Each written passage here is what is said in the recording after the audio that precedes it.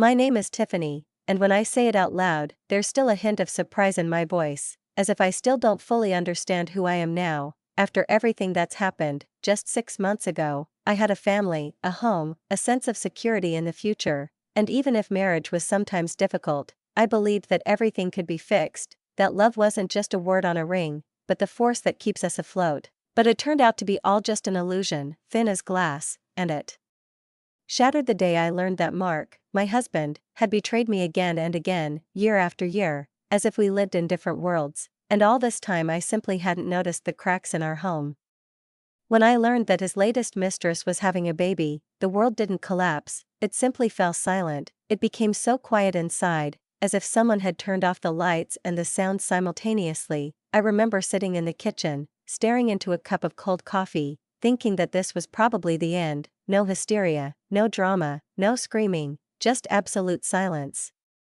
And before we continue, I want to thank you. I am so glad that you are watching this video on my channel. Please write in the comments if you remember someone from your life when you listen to such stories, maybe yourself, maybe someone close, or just a moment when everything suddenly changed. Write down the first thing that came to your mind. The divorce was like a long agony. Mark, instead of trying to maintain some dignity, decided to turn everything into a dirty show. He demanded a share of the property, claiming he needed to support the child he had created because he had ruined our lives. When I listened to him in court, I wanted to laugh, because otherwise I would have had to scream. The judge, fortunately, saw right through it all, and when the decision was finally in my favor, for the first time in a long time, I felt some kind of justice. I got the apartment and the money, but it didn't feel like a victory. It was simply the end of a war in which there were no victors and no joy. The apartment, though spacious, with a renovated kitchen and a view of the park, felt alien. Everything I loved about her, the photographs, the old mugs, even the smell of candles, reminded me that I was no longer the Tiffany I once seemed. At first, I tried to be strong. I wrote to-do lists, planned a new life, forced myself to go outside and pretend everything was under control. But at night, when the city outside my windows fell asleep, I felt everything inside me crumble. In those moments, I realized I couldn't cope alone, so I made an appointment with Dr. Martinez. He turned out to be that rare person who can listen without judgment and speak in a way that makes pain feel less like shame. We talked about anger, shame, and betrayal, and I learned to breathe again. But despite these efforts, loneliness still lingered. I barely interacted with my family. My parents, Robert and Linda, were always busy. They had a garden, a travel club, and their own concerns. Jessica, my younger sister, was completely immersed in her relationship with her boyfriend, Ryan. I couldn't be mad at them because I understood that everyone had their own lives. But the silence in my apartment reminded me that mine was empty. Jessica and I had once been inseparable, inventing secret languages and sharing a blanket, but adulthood had made us almost strangers. Mom would call occasionally, asking how I was, and I always answered the same way, "I'm fine, Mom." In reality, I was increasingly hiding from people, sitting at my laptop and pretending to be busy coding when in reality I was simply afraid to think. Working from home was convenient. I didn't have to wear makeup, smile, or explain the sadness in my eyes. And then one evening, as usual, while I was sitting in my pajamas in front of the screen, the phone rang. Mom, I almost didn't want to answer, but I picked it up anyway. Her voice was soft, as if she already knew I was going to refuse. "Tiffany, dear, we're having dinner this Saturday. Jessica and Ryan are coming too. Please come, we miss you." I was about to come up with an excuse, work, tiredness, anything, but there was something in her tone that made me feel I couldn't refuse. On Saturday, I went to my parents'. My heart was pounding, as if I were going to an exam, not to dinner. When I walked in, Jessica and Ryan were already sitting in the living room, holding hands. They smiled, and it was so familial that for a moment I almost forgot how long the wall had separated us. We sat at the table. Dad was carving the roast, Mom was pouring sauce, Jessica was talking about the new exhibition, and Ryan was joking about marketing. I sat silently, nodded, tried to look natural, but inside I kept feeling as if I was standing a little apart, in a house that had once been mine, but now seemed not to recognize me. Halfway through dinner, Mom suddenly put down her fork, as if remembering something important. and looked at me with that special expression I'd known since childhood, a mixture of concern and slight tension, as if something I definitely wouldn't like was about to happen. But she was about to say it anyway. "Tiffany," she began cautiously, "what are you planning on doing with your apartment?" I finished my sip of water, swallowed a bite of French fry, and shrugged, trying to speak calmly, though I didn't like it when the conversation suddenly veered toward my own affairs. "I don't know, Mom, I think I'll buy a house. I have enough money for a good down payment, and I can get a mortgage, and I'll probably rent out the apartment so the rental income covers part of the payments." Something flickered between my parents and Jessica, not a glance, more like an invisible spark, an instant agreement, as if they'd discussed it all beforehand. Dad cleared his throat, looking at me over his glasses. "Actually, Tiffany," he said, "we have a better offer, a fairer one, so to speak." I froze, fork in hand. "What do you mean, Dad?" He glanced at Mom, who quickly chimed in, "It's just that Jessica's lease ends next month, and she's just about ready to move in with Ryan." Before I could process where this was going, Mom added, in that soft tone that always hid a plea, "It would be perfect if they could live in your apartment for free. They need a little time to save up some money, and you wouldn't have to deal with tenants and paperwork." I felt something snap inside, as if someone had tugged a delicate string right at my heart. Free? Are they really serious about offering that? I could almost hear the numbers adding up in my head, the mortgage, the payments, the taxes, the electricity, everything I'd already calculated. "Dad, Mom," I tried not to show my irritation, "I was counting on the rent to pay for the house. This isn't just a whim." Jessica leaned forward sharply, her eyes shining, and there was a desperate pleading in her voice. "Tiffany, please. We really need this. Ryan and I want to start a life together, but everything is so expensive right now, and the salaries." She trailed off and looked down. At that moment, Mom placed her hand on top of mine, squeezing it gently, as if trying to transmit warmth through my skin. "It won't be for long, darling," she said quietly, "until they get back on their feet." I looked around at them all, their faces full of anticipation, my sister, in tears, my mom, with that undeniable expression of love that hid the pressure, my dad, with quiet approval. It was all too familiar. I'd already made plans, calculated every dollar, but now I felt guilt and debt drowning in one scale. "Fine," I finally exhaled, "but at least let them pay the utilities." Jessica beamed, like a child who'd just gotten a puppy. "Of course. We'll take care of everything, electricity, gas, internet, thank you, Tiffany. You're simply the best sister in the world." She even jumped up and down in her chair with joy. I forced myself to smile, feeling something inside me tighten again, and for some reason I thought I was making a mistake. 2 weeks later, I signed all the papers and closed on the house. It was a quiet neighborhood with maple trees lining the street, a spacious 3-bedroom house with a large kitchen and a neat backyard, where I decided to plant lavender and a few rose bushes in the spring. One of the bedrooms became my workspace, a desk by the window, a laptop, a mug of coffee, and for the first time in a long time, I felt like I was breathing deeply, like life was finally beginning anew. Working from home in this new space felt completely different from my old apartment, where every corner reminded me of how I once loved and how it all fell apart. It was bright, quiet, and peaceful here, and within these walls, I heard no echoes of the past or the betrayal of others. A week after I moved in, Jessica and Ryan moved into my old apartment. They arrived with a bouquet of bright flowers, as if they'd deliberately chosen the most cheerful ones, and they gave me a vanilla-scented candle. "So the new home smells like a new beginning," as Jessica said. She hugged me tightly, thanked me over and over, and promised they would take care of the apartment as if it were their own. "We'll pay for everything, Tiffany, don't worry," she said. "Electricity, gas, internet, it's all on us. You won't have to worry about anything." I simply nodded and handed her the spare keys. It felt strange, as if I was giving away not just a place to live, but a part of myself, the one that had lived there through thick and thin. But they looked so genuinely happy that I wanted to believe. Maybe this time everything really would work out right. My new life was gradually settling into a rhythm. I'd wake up at 7, make coffee, and head out onto the kitchen terrace, where the morning sun softly fell on my arms. Then I'd open my laptop, check my email, and sit down to code, immersing myself in the familiar silence, where the only sound was the clicking of keys. Here, in my own home, I finally felt peace. Jessica and I texted occasionally. She'd send photos of the apartment, the new curtains she'd hung in the living room, the green plants on the windowsill, Ryan's little play area where his computer sat. They looked happy, and looking at these pictures, I felt a strange sense of relief. Even if things hadn't gone according to plan, at least the apartment was filled with life, not a shadow of the past.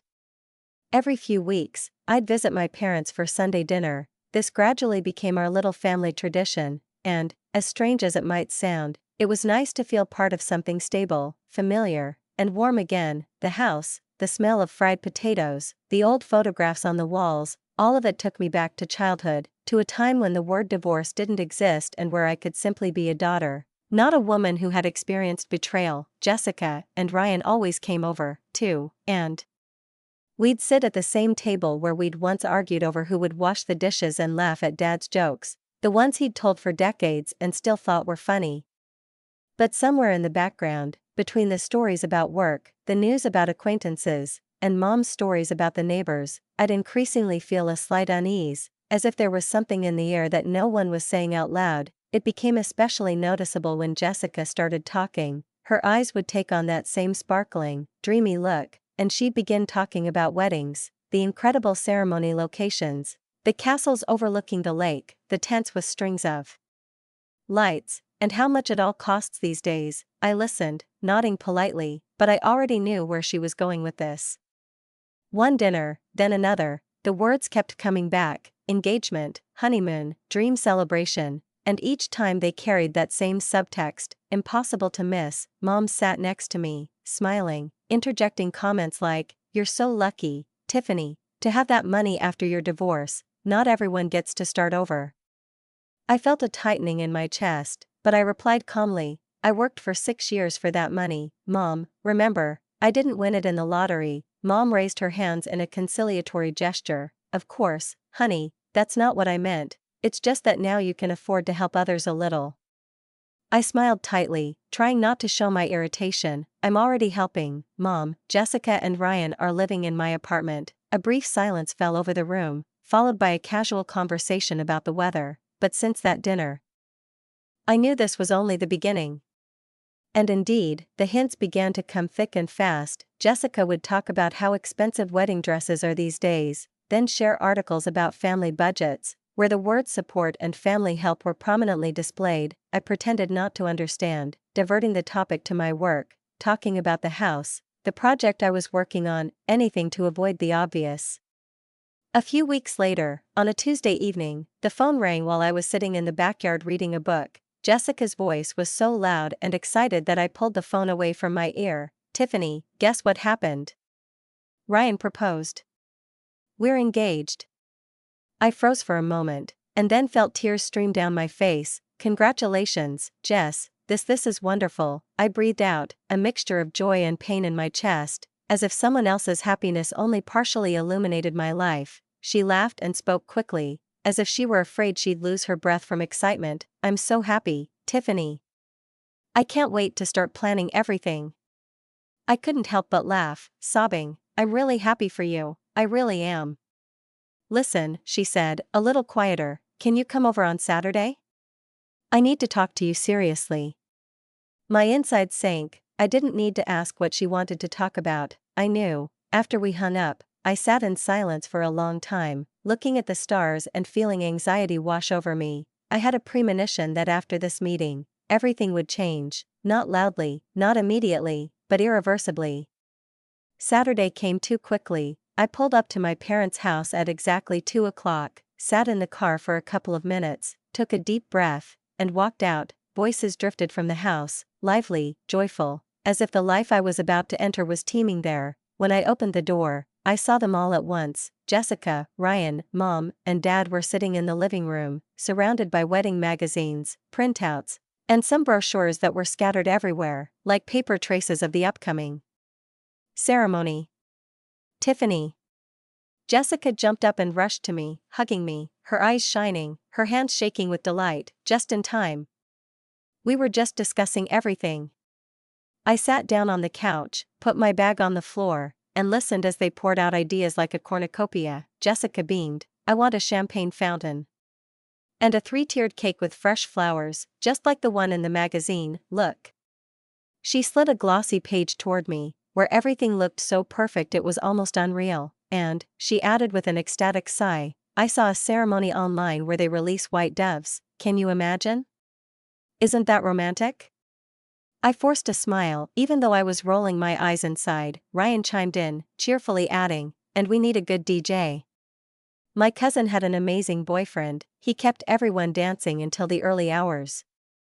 And a photographer, a videographer, and a florist, Jessica chimed in, flipping through another magazine. I want everything to be perfect. Mom and Dad nodded animatedly, offered suggestions, and argued about the decor, while I sat there, feeling the air around me gradually grow thicker, heavier, as if a conversation lay ahead that would change not only our plans but everything that remained the same between us. When Jessica closed the door, silence fell over the room, not just a pause, but a heavy, sticky stillness, as if the air itself had frozen. Unsure of what to do next, I sat there, feeling a tired, slowly creeping irritation rising somewhere beneath my sternum, mixed with that same childish feeling when you're made to feel guilty simply for telling the truth. Mom was the first to break the silence, clearing her throat and looking at me with that same look, filled with reproach, concern, and a desire for me to give in. As always, Tiffany, you could be a little gentler, she said. You know how sensitive Jessica is, it's so important to her. I closed my eyes for a second, trying not to break down, because every sentence she uttered echoed that old, once beloved, now almost unbearable, motherly be a good girl, as if life could still be explained to a grown woman who had lived through divorce, a mortgage, and sleepless nights through gentleness and compliance. Dad cleared his throat, avoiding my eyes. Maybe you could think about it a little differently, he said carefully. After all, Jessica is your sister. His voice was even, but I knew he simply didn't want a fight. He never wanted a fight. I took a slow breath, looking at my hands folded on the table, and said, Dad, I don't mind helping, but I'm not going to pay for someone else's dreams of white doves and champagne fountains. I gave them a chance, let them live rent-free in my apartment. And now they expect me to finance this whole spectacle. That's not helping, that's just exploiting them. Mom looked at me, squinting slightly, and I saw something akin to confusion in her eyes, as if she couldn't reconcile two versions of me, the one who once meekly agreed with everyone, just so she wouldn't upset me, and the one who now sat before her, tired, firm, and, as it turned out, with boundaries. You've changed, Tiffany, she said quietly, since the divorce. You've changed. I smiled, but without joy. Yes, Mom, I've grown up. About 10 minutes later, I heard sobbing from behind the door upstairs, followed by muffled voices. Ryan was saying something to Jessica. She responded sharply, then seemed to slam the door. Dad stood up, sighed heavily, and went to turn on the kettle, as if that would fix anything, and I just sat there, feeling this strange feeling squeeze me inside, not anger, not pain, but something in between, akin to the disappointment that comes when you realize family can hurt like no one else. A few minutes later, Jessica came downstairs. Her eyes were red, her face upturned, but her lips were pressed into a determined line. You don't understand, she said quietly, almost in a whisper, but there was a ring of steel in that whisper. This isn't just a wedding for me, it's the beginning of a new life. I want everything to be beautiful, for everyone to see that I, too, can be happy, that I'm worthy of all this. She fell silent, looking at me, as if testing whether I could even begin to understand her. And I understood. I didn't agree, I didn't approve, but I understood, simply because I once dreamed of everything looking perfect, until I realized that perfect is an expensive, fragile, and most often false word.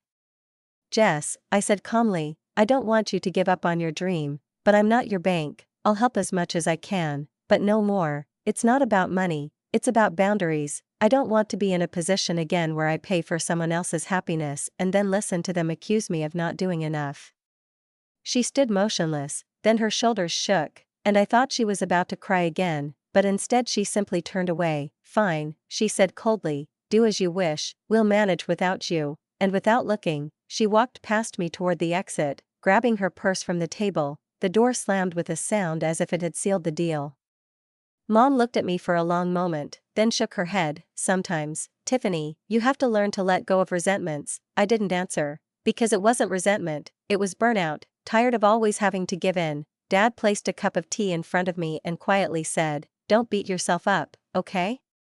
And for the first time all evening, his voice held something I'd been missing, simple human understanding. I sat at the same dining room table where we once celebrated birthdays and Christmases, and I felt something else ooze through all the tension, resentment, and fatigue, a bitter yet pure certainty that sometimes saying no is a form of love, only more honest.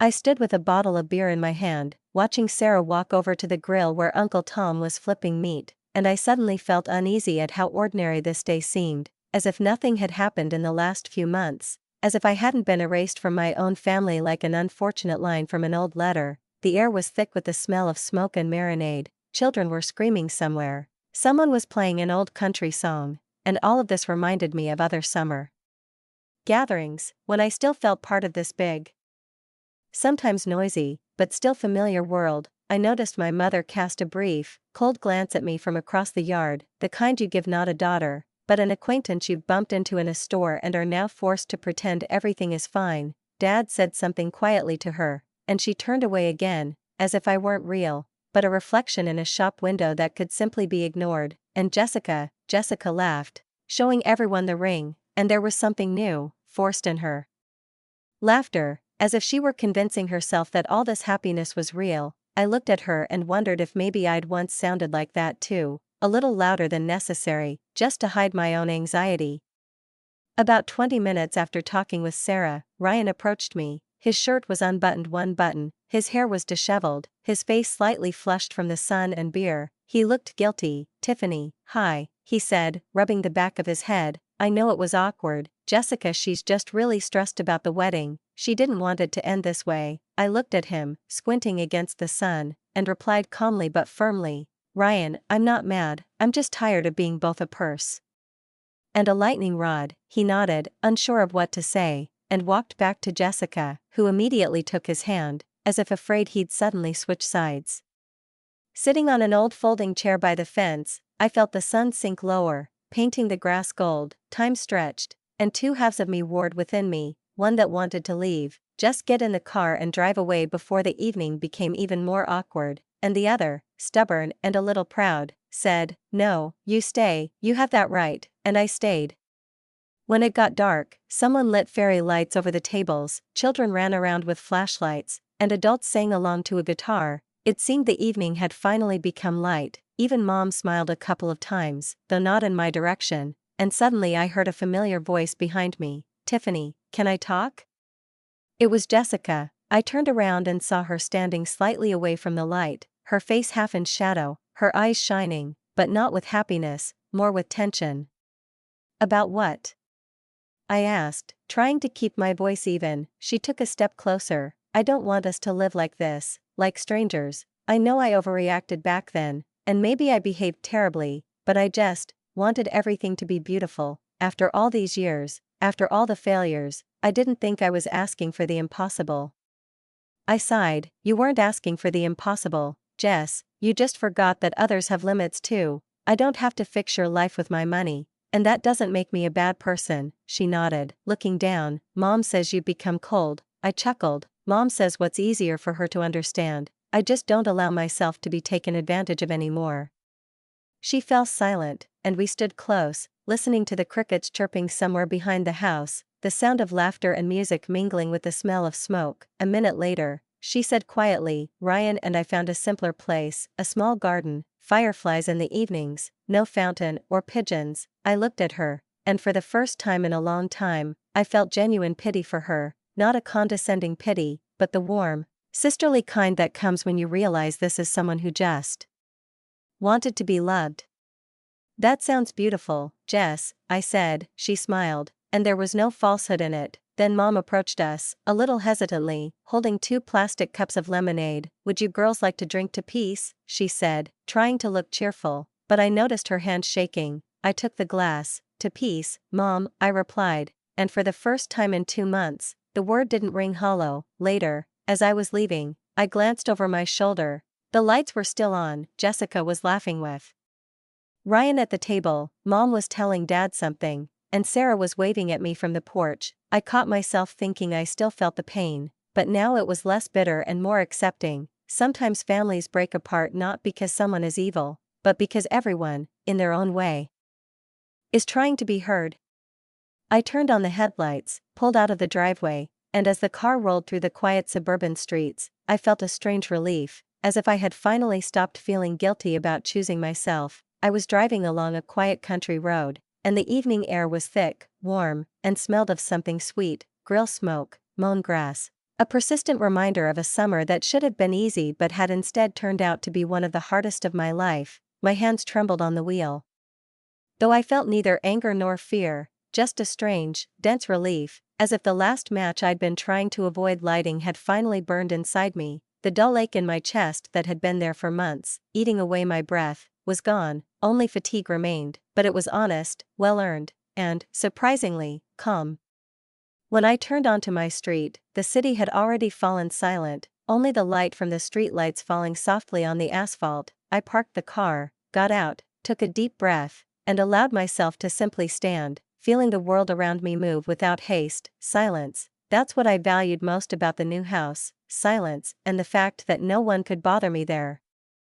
Inside, I turned on the light, put my keys on the dresser, took off my shoes, and poured myself a glass of wine. My phone, of course, continued to vibrate on the kitchen table, as if it were alive. Jessica kept calling. Her messages came one after another. "Tiffany, please tell me you were joking. Then you can't kick us out. We don't have another place yet." Then long, disjointed sentences, simultaneously apologizing and blaming me. The last one was, "Mom says you're crazy, Dad asks you not to do anything stupid." I put the phone face down and simply laughed, not loudly, more with a touch of irony, with the weariness of someone who finally realizes they don't owe anyone anything anymore. A couple of hours later, I opened my laptop and wrote a short email to the realtor I worked with when I bought the house, politely and simply. "I'll need help preparing the apartment for a new tenant. The current tenants are moving out at the end of the month." I reread the sentence several times, feeling as if I was signing a death sentence not for them, but for my old life, the one where I always tried to be good, understanding, and helpful. Then I hit send. My phone still sat silent, face down, but I knew there would be a dozen more messages, tearful and furious, and yet, for the first time in a long time, I didn't feel guilty. I was simply tired of being a lifeline for everyone who decided my kindness was an obligation, not a choice. The next morning, I woke up earlier than usual. The sun was just rising, its rays filtering through the curtains, making the room warm and a little surreal. A glass with the remains of wine sat on the table, next to my phone, which had finally gone silent. I opened it. 21 unread messages. One from Mom: "You're overdoing it, she's your sister." Another from Dad: "Maybe you shouldn't ruin everything. It's just a place to live." And one, the shortest, from Jessica: "You're ruining my life." I looked at him and suddenly thought, that's exactly how she once described Mark, that I ruined his life when I filed for divorce. It's funny how quickly people stop seeing you as a person the moment you say no. The day passed in the usual routine: work, calls, coffee, silence, but in the evening, I finally gathered my courage and called Jessica. She answered almost immediately, as if she'd been waiting by the phone. The voice was trembling, restrained. "Tiffany, please don't do this. We haven't saved up enough. Ryan just recently changed jobs. I promise we'll pay what we can." I exhaled. "Jess, you have to understand, this isn't a punishment. I just don't want money between us anymore. It's destroying us. You'll still be my sister, but you can't be my roommate."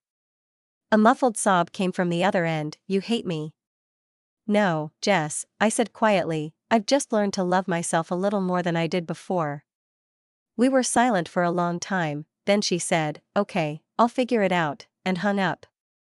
After that, it was strangely quiet, as if the house was listening to me and approving. I put the kettle on, sat by the window, and for the first time in months, allowed myself to simply do nothing, not analyze, not blame, not explain. I was just living.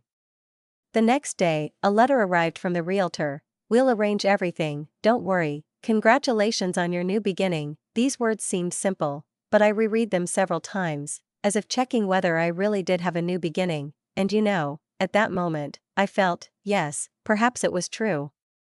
Sometimes you have to go through filth, humiliation, and loneliness to understand a simple thing: you don't have to let others build their happiness on the ruins of yours. And when I turned off the light and went to bed that evening, there was no regret or anxiety in my head, only a lightness and a quiet, confident feeling that I was finally no longer someone's shadow.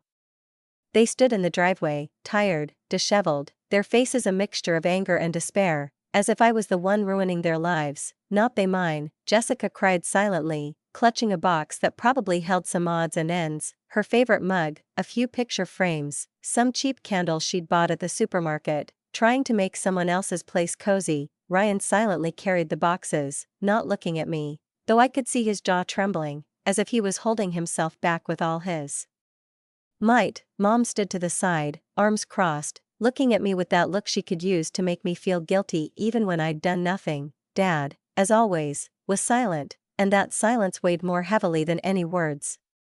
I didn't interfere, I simply stood next to the car and watched as they unloaded the remains of their lives from my apartment. At some point, Mom couldn't take it anymore. She came closer, stopped in front of me, and whispered, quietly, but with an intonation that sounded like she was lashing out with a whip. "Tiffany, you've really become cold, it's scary." I chuckled. "No, Mom, I'm just no longer comfortable." She recoiled as if I'd struck her, then she turned away, shook her head, and went to help Jessica. I knew they now saw me as a villain, cruel and ungrateful, even though they'd been the ones who'd taught me patience, reconciliation, and overcoming insults for years. When the truck finally shut and the engine rumbled, Jessica came up to me. Her eyes were puffy, but there was no longer anger in them, only confusion. "Tiffany," she said with difficulty, "I understand that this is all because of that evening, but please, don't pretend you don't care, you're not like that." "I'm not pretending," I replied calmly, "I just don't want to live as the big sister who saves everyone anymore." She wanted to say something, but changed her mind, turned away, and walked toward the car. Ryan, passing by, nodded briefly, not with anger, rather with respect, maybe even with understanding. A minute later, the truck pulled away, leaving me alone in the middle of the street, where the wind lifted the dry leaves, rustling underfoot, as if autumn itself had decided to remind me that everything comes to an end. When silence finally fell over the courtyard, I sat on the steps and simply watched their traces disappear. There was a strange feeling in my chest, not triumph, not relief, but a deep, quiet sadness, like after a long illness, when the pain no longer abates, but the body remembers every minute of suffering. That evening, Sarah called, her voice was soft, cautious. "I heard what happened," she said, "everyone's talking about it." "Let them talk about it," I replied, "they'll have a new story for Sunday dinner." "Tiffany." She paused for a second. "I'm proud of you, you finally set boundaries." I smiled into the phone, "Thank you, although, to be honest, I feel terrible." "It's normal," she said, "when you first choose yourself, it always hurts." We talked for a while, then I hung up and sat in the dark for a long time, listening to the walls creaking in the house. It was as if years were woven into those sounds, all the evenings I'd spent trying to be a good daughter, a peacemaker, someone who smoothed out rough edges. And suddenly I realized that for the first time in a long time, I didn't need to appease anyone anymore. The next few days passed quietly. Mom called a couple of times, but I didn't answer. Dad sent a short message, "I hope you're happy." I didn't answer because I didn't know how to explain that happiness isn't joy, but the calm after the storm. One day, a few weeks later, I stopped by my apartment to pick up the mail. The key was still hanging on my keychain, and when the lock clicked, I suddenly felt something soften in my chest. It smelled empty inside, a mixture of dust, old curtains, and something else, barely perceptible, as if the air itself remembered all the conversations, all the arguments, all the laughter and tears. In the kitchen stood a mug, forgotten by Jessica, with the inscription "Best Sisters Forever." I picked it up, looked at it, and suddenly smiled, without malice, with a kind of tired tenderness. Then I put it back and left, leaving the door open, letting the air escape so the house could finally breathe. When I returned to my current house, Marcus was waiting for me on the porch with 2 cups of coffee. He didn't ask anything, simply handed me one and sat down next to me. We were silent, watching the garden drown in soft orange light. "Is it all over?" he finally asked. "Almost," I replied, "all that's left is to forget." "That's the hardest part," he said. "I know," I said, and quietly added, "but this time, I can handle it." And in that moment, as a gentle breeze swept through the garden, rustling the leaves and brushing my shoulders with coolness, I felt that, perhaps for the first time in my life, everything would truly be different. A week had passed since new tenants moved into my old house, a young couple, Molly and Zach, neat, punctual, with that gentle good nature that needs no words. They paid their rent on time, didn't complain, and even sent me a basket of homemade cookies for Christmas, as if to show me that life can be peaceful and rewarding when there are no people around who demand the impossible. The rental income covered almost the entire mortgage, just as I'd planned, and for the first time in a long time I felt like I was finally in control of my own life, rather than floating through it, apologizing for my right to peace. 6 months flew by like a dream. I worked, walked, laughed, and spent evenings with Marcus, who turned out to be a surprisingly reliable person, that rare man who listens well and isn't afraid of silence. We went to the mountains, had picnics by the lake, argued about books, and made pasta using recipes found in his grandmother's old notebooks. I laughed for real again. Not the nervous kind that masks fatigue, but the kind that comes from somewhere deep in the chest and cleanses.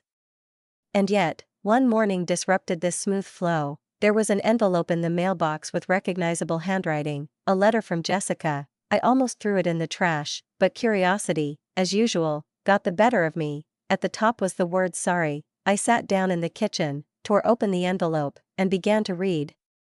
She wrote that she was getting married in 2 weeks and that she couldn't walk down the aisle without telling me how much she regretted everything she'd said and done, that her anger wasn't at me, but at herself, for her own inadequacy, for her envy, for feeling like she always received less love and attention. She admitted that she'd tried to sting me because she couldn't stand the fact that I hadn't given in to blackmail and chosen myself over her dreams. I thought, she wrote, that if I made you look bad, I'd shine brighter. But it didn't work. I just lost my sister. I reread the letter 3 times, and the more I looked at her words, the more clearly I understood. For the first time in her life, Jessica wasn't making excuses, asking, or demanding. She was simply acknowledging pain, not her own, mine. It was a new, fragile, almost childish revelation. I thought all day before replying. I wrote briefly, without pathos, without the heavy words that usually end stories. Thank you for your apology, Jessica. It means a lot to me. I'm not ready to restore our relationship yet.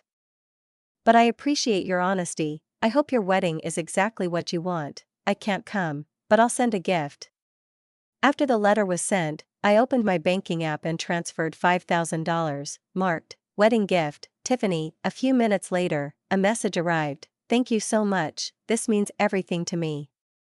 2 weeks later, an email with an attachment arrived in my inbox. Jessica and Ryan stood under twinkling fairy lights in their parents' yard, with simple wooden chairs, white flowers in glass jars, and the laughing faces of their family in the background. Jessica, in a modest ivory dress, looked happier than she had when she dreamed of $100,000 banquets. I lingered on the photograph longer than I intended, and for the first time in months, I felt not anger or bitterness, but a quiet, welcoming relief. I'm doing well now. My business is thriving, with more orders than I could have imagined. Marcus is staying overnight more and more often, and we're considering moving in together. In the evenings, he mends an old chair, I bake apple pie, and the house fills with the scent of cinnamon and the sound of his quiet laughter. Sometimes I catch myself thinking that I'm no longer afraid of intimacy, because now I know what a boundary looks like that no one should cross, even those who love. Last month, I sent my mom a birthday card, just a few words, "Happy birthday, Mom, take care." A week later, she replied, a photo of her favorite flower in the garden, a pink peony, and the caption, "It bloomed today," a small step, but a step nonetheless. Some evenings, I sit on the porch with a cup of tea and think about how strangely life changes when you stop fighting for acceptance and start simply being yourself. Family, love, forgiveness, none of these things always come right away. Sometimes you have to weather a storm to see your reflection in calm waters.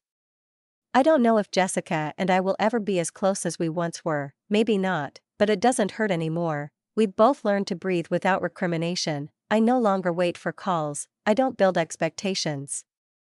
Sometimes the people who love us most are the ones who can hurt us the most, but I realized that setting boundaries isn't coldness or revenge, it's a way of saying, I choose myself. And in this choice, no matter how difficult it was, I finally found what I'd been searching for so long, a peace that doesn't require permission.